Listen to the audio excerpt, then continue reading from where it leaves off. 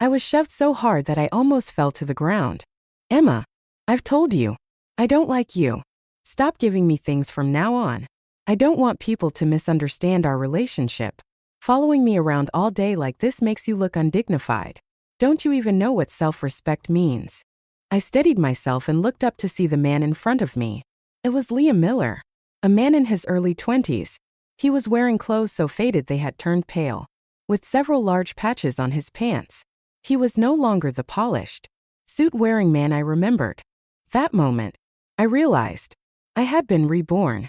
As I came back to my senses, I noticed I was holding a Shanghai brand fountain pen in my hand. It was a gift I had bought to win over Liam Miller. Seeing me silent, he frowned impatiently and glanced at the pen in my hand. Fine. I'll reluctantly accept this gift, he said. But I'm warning you. Don't bother me again after this. Before I could react, he reached out, trying to take the pen from my hand. I laughed, not out of joy, but from sheer anger and disbelief. I laughed at his shamelessness, at how he could sponge off others with such arrogance. And I laughed at my past self, blind enough to fall for someone so useless, someone who ultimately ruined my life. Just as his hand was about to grab the pen, I swiftly pulled it back and stuffed it into my pocket. If you don't like it, don't take it. There's no need to force yourself. In my past life, Liam had accepted this pen, only to complain endlessly about how much he hated my gifts. Yet he used this very pen every day. The other young intellectuals had speculated about his family's wealth based on the pen's value, showering him with admiration and feeding his vanity. I foolishly had thought his disdain was just shyness and had gone on to give him even more expensive gifts. He accepted every single one. After I put the pen away, he froze in place, his hand still outstretched in midair. Subconsciously, he muttered, "You're just playing hard to get." I sneered, "You're overthinking it. I just realized I don't like you anymore. Don't worry. I won't bother you again." With that, I turned to leave. He quickly grabbed my arm and glanced at my pocket where the pen was. His tone softened. "Emma, I was too harsh earlier. That was my fault. It's just that we've only known each other for a short time. And you've been following me around every day. It doesn't look good." Before I could respond, another voice called out from the corner of the road. "Liam, the team leader has been looking everywhere for you."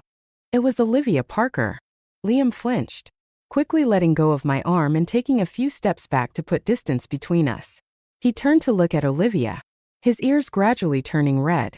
"Olivia, Emma insisted on giving me a gift. I've already refused her several times, but she keeps pestering me. I just can't get rid of her," he explained hastily. Olivia walked over with a gentle smile, though it didn't reach her eyes. "Liam, you're a man. You don't understand girls. Let me talk to Emma. The team leader is in a hurry to see you. You should go." Liam nodded and shot me a warning glare before leaving.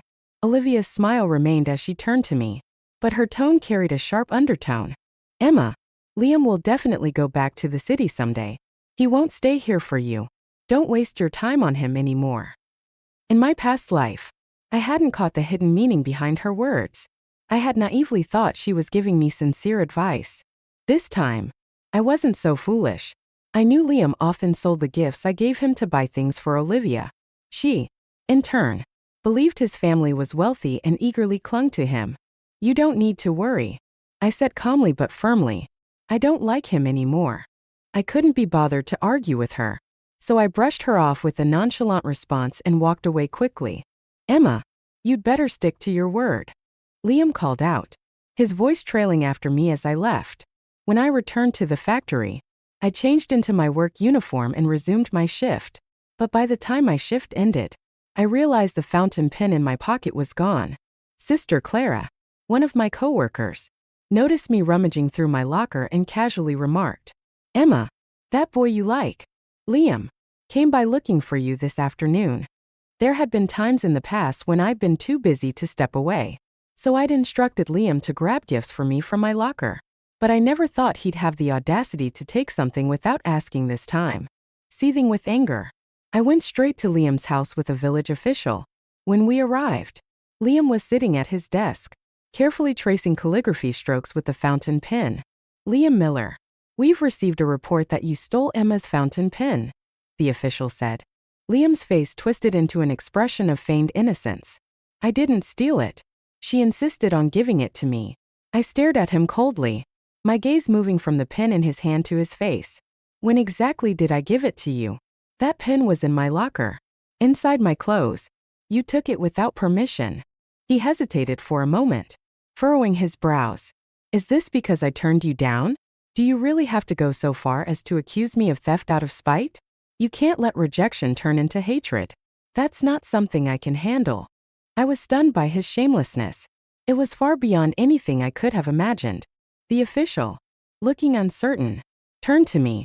Emma, everyone in the village knows you have feelings for Liam. Could this be a misunderstanding? Yes. I had once been completely transparent about my feelings for Liam. Everyone knew I liked him. But that didn't give him the right to take my things as if they were his. I stared at him coldly. Liam, what exactly is our relationship? Emma, he blurted out. I've already told you. I don't like you. I let out a scornful laugh. If you don't like me, then why did you keep accepting my gifts? And why do you always act like you're being forced to take them, only to use them so freely afterward? With that, I stepped forward and snatched the fountain pen from his hand.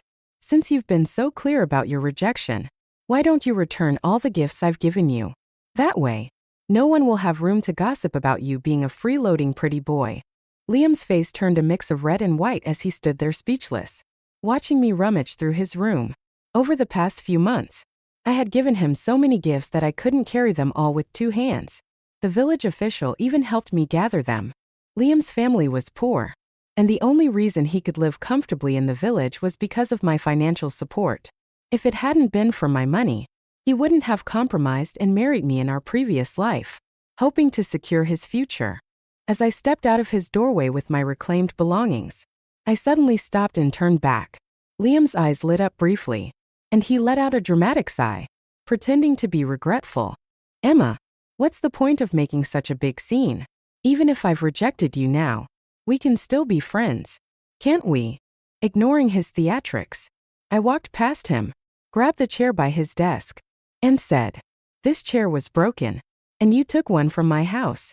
Isn't it about time you return it too? Without waiting for his response, I left without looking back.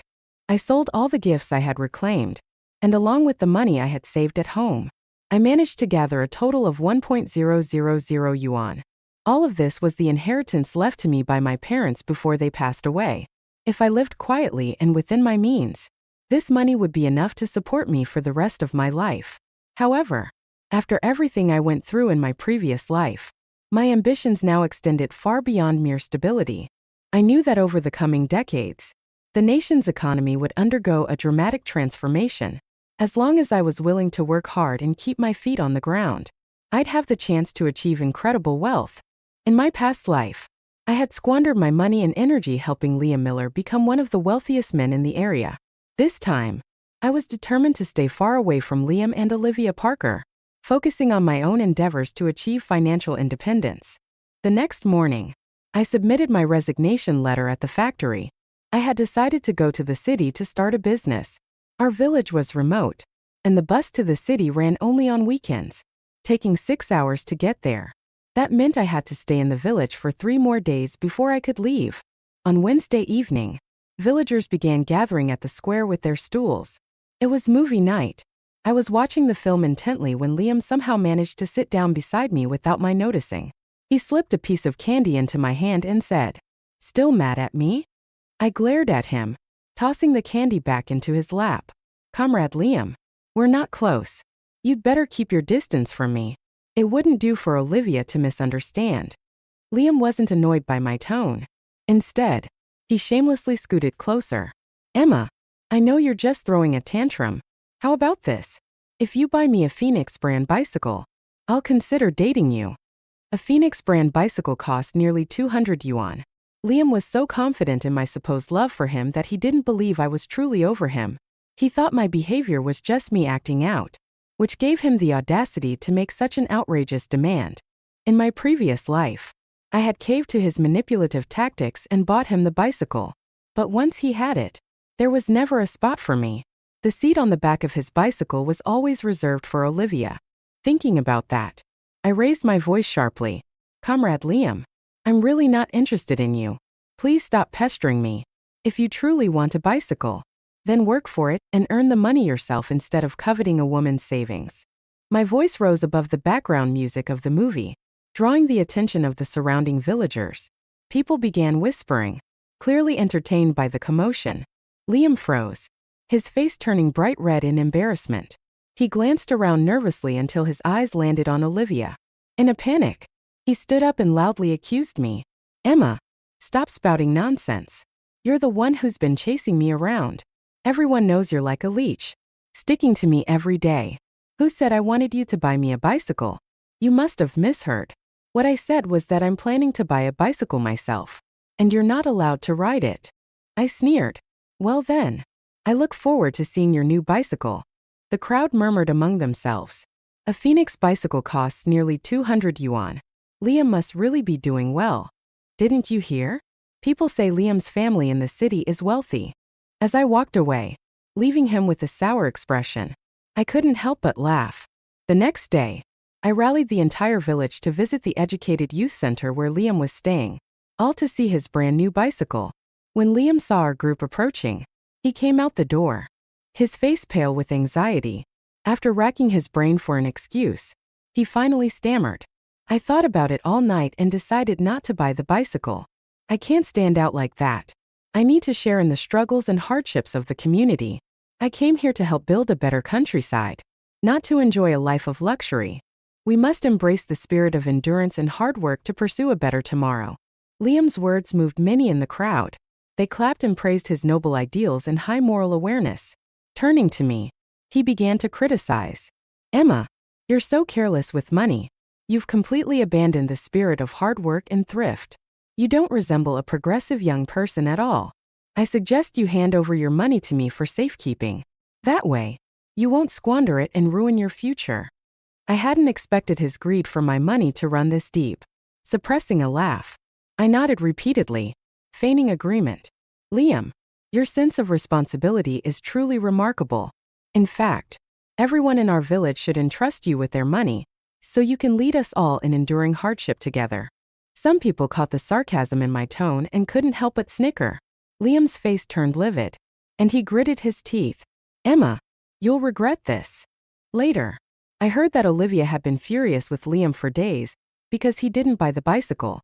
Liam, in turn, directed his frustration at me and greeted me with a sour expression whenever we crossed paths. The day before I was set to leave, I went to the small shop at the village entrance to buy some gifts. Ever since my parents passed away 3 years ago, the neighbors have been kind to me, inviting me to their homes during festivals and sharing their best things with me. Before leaving, I wanted to bid farewell and thank them. As I carried the gifts home, I ran into Liam, who was returning from work. Seeing the gifts in my arms, he immediately assumed they were for him. His face turned cold. Emma, don't think giving me a few things will make me forgive your previous nonsense. I used to consider marrying you because of your sincerity, but now I'd never marry a countrywoman like you. I placed the gifts on the ground, stepped forward, and yanked at his shirt with force. The fabric tore instantly, leaving his clothes in shreds. Covering himself, Liam shouted angrily, Emma, what are you doing in broad daylight? I sneered. Since you look down on me as a countrywoman, then don't wear the clothes I made for you. I know you've always despised me as a bumpkin. If it weren't for the things I kept giving you, you wouldn't even bother speaking to me. You look down on me but crave my money. Even if you were to marry me in the end, it would only be for the money. I fixed him with a cold glare. Liam, there are plenty of men in this world, and I don't need you, but you can't keep taking advantage of me while badmouthing me behind my back. That's not how a decent person behaves. Flushed with embarrassment and anger, Liam stammered, Emma, stop making baseless accusations. I never wanted your money. I waved off his excuses. I'm not interested in arguing with you. You know what you really think deep down. You don't need to explain it to me. I stepped past him without looking back. After delivering the gifts to the neighbors and bidding them farewell, I returned home to finish packing my belongings. That night, I went to bed early. The next morning, I boarded the bus. As I gazed out the window at the passing scenery, my nose stung, and tears rolled down my cheeks despite my efforts to hold them back. At that moment, I truly said goodbye to my former self. From this day forward, I would begin writing a new chapter in my life. The bus bumped along for 6 hours before finally arriving at the city center.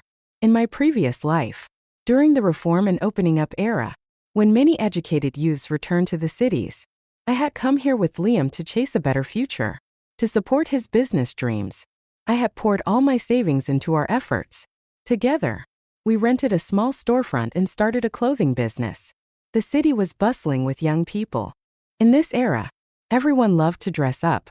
Starting with just a small storefront, our business grew steadily.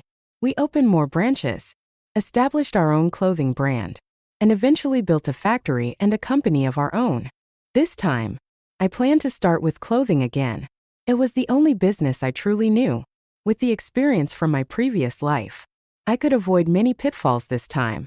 I began by renting a shopfront near the busiest pedestrian street and giving it a simple renovation. Then, I spent a week traveling back and forth by train to a port city to purchase goods. The clothes there were fashionable and affordable, far beyond what you could find in a small city like ours. I decided to focus solely on women's clothing. No matter the era, women's money was always the easiest to earn. I curated complete outfits for sale, sparing customers the trouble of figuring out how to mix and match pieces themselves. I named my store Emma's Boutique. On the first day of business, the crowd of young women almost wore out the threshold of my store. They raved about how stylish the clothes were, and how each outfit was put together in a way that caught their eyes. They scrambled to grab the items, afraid that hesitating for even a moment would mean losing out to someone else. Every day, my store was packed with customers. I was so busy that I hired a young assistant to help manage the shop. Twice a month, I would travel to the port city to restock inventory. Although running the store was exhausting, the joy of making money made it all worthwhile. In my previous life, I had worked tirelessly in the store while Liam only handled the bookkeeping. Because I trusted him, I never questioned the accounts, only knowing that we were earning a lot of money without ever seeing the exact numbers. Later, as our business expanded into a full-fledged company, Liam persuaded me to step back from management, claiming he was worried about my well-being. With full control of our finances, he used the money to build a second life with Olivia and their illegitimate child. I didn't find out until my death that all the money I had earned was spent on them. Now, as I stared at the mountain of cash in front of me, I couldn't help but laugh. So this is what it feels like to hold your hard-earned money in your own hands. After tallying the accounts, I paid my assistant her wages along with the bonus. Overjoyed, she thanked me 5 times. 2 months later, I had just gotten off the train and was moving the newly arrived stock to the store when my assistant came to me. Her face twisted in frustration. "Emma, a new clothing store opened across the street called Olivia's Boutique. Their prices are half of ours, and our loyal customers are all going there now." I put down the goods and walked across the street to see this new store for myself. Inside, I saw the last 2 people I ever wanted to see, Liam Miller and Olivia Parker. Liam saw me walk in, and a look of realization crossed his face. "Emma, you've been reborn too, haven't you?" I froze, a chill running down my spine as he lowered his voice and continued. "I had a dream, one where we got married and started a business together. Now that I see you here, I know it wasn't just a dream. It really happened. In my previous life, I wronged Olivia. Heaven must have given me this second chance so I could fix my mistakes. That's why, in this life, I can't marry you. Emma, you've already had a lifetime with me. This time, it's Olivia's turn." His shameless words were so absurd that I burst out laughing. "Do you think you're some kind of treasure, Liam, that everyone's fighting over? You ruined my life in the last one. Do you really think I'd want to marry you again in this one?" In my past life, even though we had a marriage certificate, the woman who truly lived with Liam and bore his child was Olivia. Every time he claimed to be on a business trip or attending a meeting, he was actually at Olivia's house. Looking at the 2 of them now, I felt nothing but disgust. This time, I wouldn't let them have their way. I had spent 30 years alone in an empty house, and yet Liam Miller had the audacity to say I'd had him for a lifetime.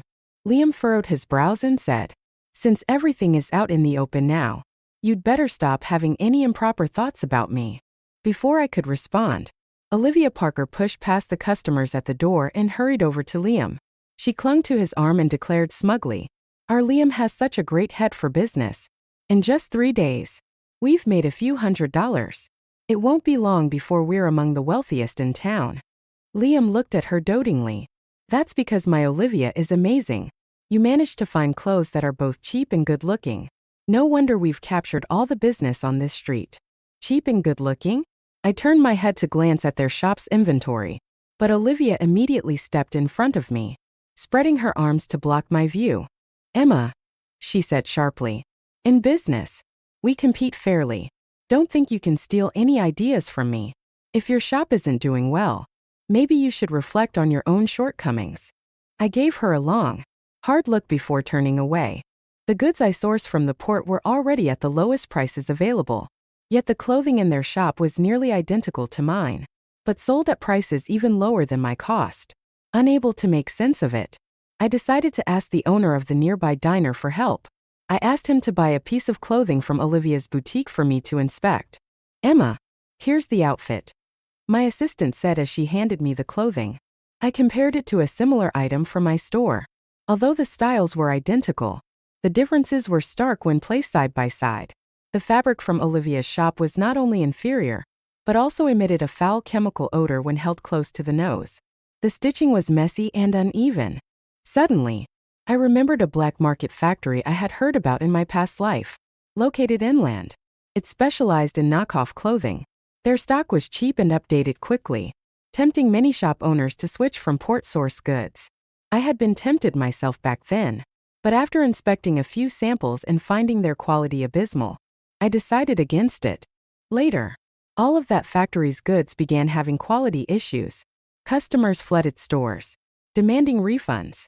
The factory shut down overnight and disappeared without a trace, leaving shop owners with no one to return their stock to. Many businesses went bankrupt as a result. Liam had been focused solely on managing the money and had never paid attention to the merchandise. He didn't remember any of this. Now, having been reborn, he was attempting to follow the same path we had taken before. But without my expertise in clothing, he was doomed to fail. Thinking about how Olivia's boutique would face disaster in a few days filled me with excitement. In my previous life, they had conspired to bully me, steal my assets, and drive me to an early grave. This time, I hoped their misfortune would never end. Sure enough, 3 days later, Liam and Olivia were trapped in front of their shop early in the morning, surrounded by angry customers demanding refunds. My assistant came rushing back, her face pale. "Emma, there's trouble. Things have gotten violent over there. Someone might have been killed." "Who?" I asked calmly. "If it's Liam or Olivia, I might just throw a 3-day banquet to celebrate." When I arrived at the scene, most of the crowd had dispersed. Unfortunately, neither of them was dead. Liam had hit his head while trying to shield Olivia, leaving a gash that bled quite a bit. Olivia, her eyes swollen and red from crying, was gathering the clothes that had been strewn across the ground. Liam sat nearby, bandaged and holding the account book, sighing heavily. "Olivia, where did you source these goods? With this kind of quality, we can't sell them. We still have 800 yuan's worth of stock left. Go get a refund." Olivia froze, scissors in hand, her face turning pale. "Liam, I already tried. When you went to the hospital, I contacted the factory. They've already packed up and run away. They're scammers. I can't find them anymore." Liam shot to his feet and grabbed Olivia, who was crouched on the floor, his face dark with anger. "Didn't you say that factory was reliable? You took all our money to stock up on their goods. And tomorrow's the repayment deadline. The money we just earned is gone. Tell me, what am I supposed to use to repay the loan tomorrow?" It was the first time I'd ever seen Liam lose his temper with Olivia. But Olivia wasn't about to back down. She forcefully shook off his grip, planted her hands on her hips, and shouted back, "Don't pin everything on me. Liam, didn't I ask for your opinion before I placed the order? My parents had already arranged a stable job for me at a state-owned factory, but you insisted on dragging me into this business. You promised that in just a year, we'd be making tens of thousands. If it weren't for you trying to copy Emma and start a clothing shop, none of this would have happened. And now, everything's ruined. Liam clenched his fists, his chest heaving with suppressed rage. After a moment, he took a deep breath, calmed himself, and pulled Olivia into an embrace.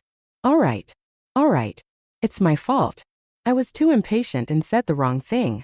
Don't be mad, okay? I'm sorry, but the loan repayment is due tomorrow. Didn't you say your parents got you a referral letter for that state-owned factory job? We can sell that letter to get some money to pay off the loan. And with the rest, we can restock inventory. Olivia pushed him away, her eyes filled with confusion and doubt. Liam, didn't you say your family was rich and supported your business? I let the loan slide before. But why are you asking me to sell my job referral to cover the debt now? Liam hesitated for a moment before forcing a strained explanation.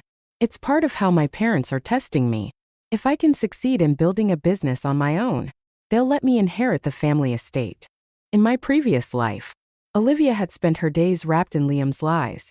The money I worked so hard to earn had become Liam's ticket to flaunt his supposed wealth in front of her. This time, without my financial support, Liam had grown desperate enough to take out loans. Now, he was even trying to get Olivia to cover for him. But Olivia wasn't me. What she loved was money, not Liam. In the end, she refused to give up her state-owned job referral for cash. The two of them didn't notice me quietly listening from around the corner. I quickly turned away and took another route to leave. After Olivia's boutique closed down, my store returned to normal operations, with a steady stream of customers coming through the door. One early morning, as I was heading to the train station to pick up new stock from the port, I unexpectedly ran into Liam and Olivia there. The moment they saw me, they followed closely behind, as if afraid of losing me. But the station was crowded, and with a few quick maneuvers, I managed to shake them off. Just as I was about to board the train, Liam's anxious voice rang out. Emma, wait for us. Don't be so selfish. Let us go with you to get the goods. Without turning around, I quickly stepped into the train car. Before the train departed, they managed to push through the crowd and climb aboard. Like guards watching over a prisoner, they stayed close to me the entire journey, even standing outside the restroom door whenever I went in, terrified I'd slip away. Late that night, after Olivia had fallen asleep, Liam sneakily shook me awake. Emma, wake up, he whispered. Liam leaned in close and whispered, I need to talk to you. Annoyed, I opened my eyes and glared at him. Out with it already.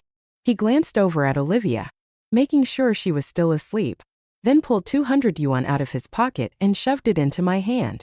I'm not asking you to help for free. Here's 200 yuan. Just take us with you to get the goods. It all became clear to me in an instant.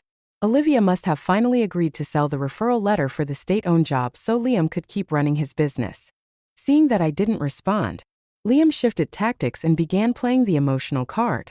After all, we were married in our past life and worked together to build something. Even if there wasn't love, we had a partnership, didn't we? I see you doing so well on your own now, and I'm genuinely happy for you. I'm not asking for much. Just help us out this once and take us with you. When he opened his mouth to say more, I waved a hand to cut him off. Fine, I'll help you this once. Even if I refused, they'd find a way to follow me anyway. Besides, 200 yuan was no small amount in this day and age. It was equivalent to 10 months' wages for a laborer. Who would turn down extra money? I stuffed the cash into my pocket, crossed my arms, and closed my eyes again to sleep. The most important thing now was to conserve my energy. The real challenge was sourcing the goods at the port. On the third morning, I led Liam and Olivia to the port. I spent the day haggling and selecting merchandise while they followed closely, trying to learn my methods. They ended up buying twice as much stock as I did. It was Olivia's first time at the port, and everything seemed new and exciting to her. In addition to 2 large bags of goods, she also bought a bag of small trinkets. Once we were done, we headed straight to the train station for the return trip. Olivia, carrying her small bag of purchases, walked happily ahead, while Liam lagged behind, drenched in sweat as he struggled under the weight of 2 large bags of goods. His clothes were soaked through and stuck to his skin. Seeing him like that, I couldn't help but chuckle. In our previous life, Liam had always been afraid of hard work. leaving me to travel alone by train to source and carry all the goods. Now, he was finally experiencing the hardship I'd endured back then. Liam finally managed to haul the goods onto the train and collapsed into a seat. Panting heavily, sitting beside him, Olivia pulled a water bottle from her bag, unscrewed the cap, and began drinking. Liam instinctively reached out, expecting her to hand him the bottle, but Olivia downed the entire thing herself. Still thirsty, she handed him the empty bottle and said cheerfully, "Liam, go fill this up for me." A flicker of anger flashed in Liam's eyes, but he didn't say anything. He got up and went to fetch water. Meanwhile, I sat in my seat, eating my popsicle and smiling silently. In our past life, Liam had been pampered and cared for by me. This time, having Olivia, a spoiled princess, torment him seemed like fitting karma. After we got off the train, we parted ways. Liam thought that getting the same goods as me would allow him to replicate the success of our previous life. But he couldn't have been more wrong. Running a clothing store wasn't just about having quality merchandise. It was also about style and customer service. Liam, with his arrogant nature, never spoke to customers, preferring to hide in the back counting money. Olivia, on the other hand, was too self-centered to lower herself to charm customers. Shoppers came to spend money, not to be treated poorly. Without the ability to connect with their clientele, they were doomed to fail. The newly opened Olivia's boutique had barely been in business for a few days when arguments between Olivia and her customers began echoing through the store daily. Customers who initially visited their shop soon turned to mine instead. With no money coming in, Liam completely lost his patience. He stood at the shop entrance, shouting at Olivia, "Olivia, can't you learn something from Emma? You're supposed to be an educated woman, yet you can't even match a country girl." At the mention of my name, Olivia's temper flared instantly. "Well, aren't you something, Liam Miller? I knew there was something going on between you and her. Back in the village, you couldn't stop entangling yourself with her. And even now, when you're with me, you're still thinking about her. You think I'm inferior to her? She's just a country bumpkin. What does she have that I don't? Are you blind?" She jabbed a finger in his face and continued, "How dare you criticize me for running this shop? You didn't even contribute a single penny. It's all money I got by selling my job referral. You're nothing but a freeloading pretty boy." Liam's face turned red with anger. Losing his temper, he snapped back, "Olivia, I regret ever choosing you. All you do is cause trouble. If I were with Emma, I wouldn't have to deal with any of this. She's way more capable than you and could have made me a millionaire within a year." With a loud slap, Olivia's hand connected with Liam's cheek, leaving a glaringly red handprint. "Then go find her. What are you still doing with me?" she screamed, tears streaming down her face as she stormed off, leaving Liam standing there in shock, subject to the judgmental stares of passing pedestrians. That night, I was alone in my shop, quietly taking stock of inventory. The door was ajar when Liam barged in, reeking of alcohol. "Emma, I regret it," he slurred. "Olivia is just a lazy, spoiled brat. She's nothing compared to your grace and kindness. She's not someone you can build a life with. Let's get back together. Like in our past life, we can run the business together and make a fortune. This time, I promise I won't mess things up again. Everything, my money, myself, it'll all be yours. Please." As he spoke, he stepped closer, reaching out to cup my face. Furious, I raised my hand and slapped him hard across the face, the sound echoing in the quiet shop. The fresh red mark on his other cheek matched the one Olivia had given him earlier. When Liam looked up, his face bore two prominent handprints. "Emma, if hitting me makes you feel better, go ahead. Hit me as much as you want. I don't care if it hurts," he said, staring at me with what he probably thought was a soulful expression. I felt my stomach churn with disgust. Realizing he still hadn't sobered up, I grabbed the water cup on the counter and splashed it in his face. "Liam, I've already made it very clear. We're impossible. I'm never going to marry you. You really think you can keep mooching off everyone? Wasn't ruining my life in our past life enough? This time, I want to stay as far away from you as possible. I don't want anything to do with you." But Liam seemed incapable of understanding human words. He muttered, "I know you're still mad. You're jealous because I picked Olivia this time, aren't you? Don't worry. I don't like her anymore. When I didn't respond, he refused to leave and just sat there like a stubborn child, left with no other choice. I called the police. The officers arrived quickly and took Liam to the station. Early the next morning, Olivia went to bail him out, and the two ended up having another massive fight that turned into a full-blown brawl. Not long after, Olivia's boutique shut down and was replaced by a breakfast shop. As for where Liam and Olivia ended up, I couldn't care less. I dedicated myself entirely to my clothing business. Over the course of the year, I opened several new branches and hired a significant number of employees. My former assistant, who had grown considerably, was now capable of managing a store on her own and had been promoted to store manager. In the second year, a few investors approached me. After careful selection, I partnered with one of them to establish a clothing factory and launch our own brand. This allowed us to create an integrated production and sales system. One day, I received a letter from the village chief. Word had reached them that I had become a successful entrepreneur, and they hoped I could contribute to the development of my hometown. I decided to return to the village. When I stepped out of the car, I happened upon a wedding being held in the village. To my surprise, the bride and groom were none other than Leah Miller and Olivia Parker. The village chief, full of enthusiasm, invited me to join the festivities, and I followed the crowd into the ceremony. Liam wore a strained smile throughout the event. The village chief sighed deeply and filled me in on everything that had happened to them over the past year. After Liam's business in the city failed, a fellow educated youth from Willow Village introduced him to a job in the countryside, and he returned to the village.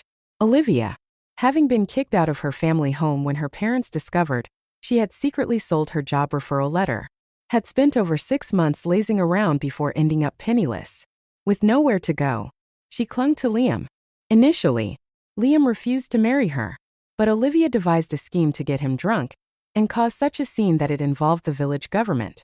Left with no choice, Liam was forced to marry her. After the wedding banquet ended, I personally handed my monetary gift to Liam. He looked at me, visibly moved. "Emma, I was forced into this. You know that, right?" I raised a hand to cut him off. "Liam, you're already married to Olivia. Focus on your life with her. What's done is done." I gave him a nod and turned back to my car, intending to spend the night at my old family home. As the car drove off, kicking up a cloud of dust, I caught sight of Olivia in the rearview mirror, glaring at me with gritted teeth. That night, just as I was about to fall asleep, the door to my house burst open, and a man stormed in. "What's a little woman like you doing with so much money? How about you submit to me and let me marry you? Then all that wealth will be ours." He sneered under the moonlight, his face twisted with a vile grin. He lunged at me, pinning me down, his intentions all too clear. "You're looking for trouble." I grabbed the water cup from my bedside and smashed it against his head with all my strength. He let out a scream, falling to the floor and clutching his bleeding head. "You crazy woman. Did you have to hit me so hard?" The commotion drew the attention of my neighbors and the village officials, who quickly gathered at my house. The man, terrified by the crowd, confessed everything. It turned out Olivia had paid him 10 yuan to attack me. She claimed that if he ruined my reputation, he could marry me, and my assets would become his in the future. The village chief and officials were furious, afraid that I might pull out of investing in the village. They demanded Olivia apologize immediately, but instead of showing remorse, Olivia screamed like a madwoman. "Why should I apologize? She's nothing but a shameless woman, seducing men everywhere she goes. How else could a woman make so much money? She must have done something disgraceful. If I were you, I wouldn't accept this woman's investment. How could you use her money without worrying about losing sleep at night?" Before Olivia could say more, the village chief angrily kicked her to the ground. "Olivia, are you out of your mind?" Liam soon arrived and hurriedly helped Olivia up, dragging her away. Before leaving, he lowered his head and mumbled several apologies to me. The village chief looked at me with a face full of regret. "Miss Emma, we'll handle this properly and give you a satisfactory resolution." I waved my hand dismissively. "Just follow the rules and handle it by the book. Don't worry. The investment will still go forward as agreed in the contract." The next morning, I left the village. Over the next 20 years, the economy developed rapidly. With the memories of my past life, I invested in various industries and far surpassed the wealth I had achieved previously. I reached true financial independence. One day, a villager came to deliver some local specialties to me. During our chat, he mentioned Liam and Olivia's situation. Over the years, the two of them had constant arguments, many of which escalated into physical altercations. Olivia suffered several miscarriages, 4 or 5, and eventually underwent surgery to remove her uterus. Last month, she was diagnosed with cancer.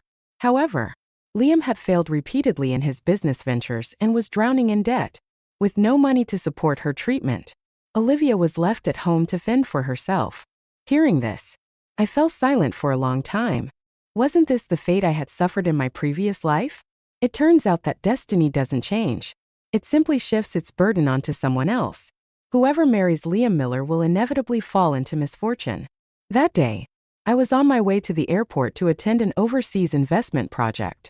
As my car passed an intersection, I noticed a middle-aged man arguing with the security guard. "You're just a lousy security guard. Do you know who I am? I used to be the boss of a publicly traded company," the man shouted arrogantly. When the man turned his head, I rolled up the car window. "Liam Miller, you're still living in a dream."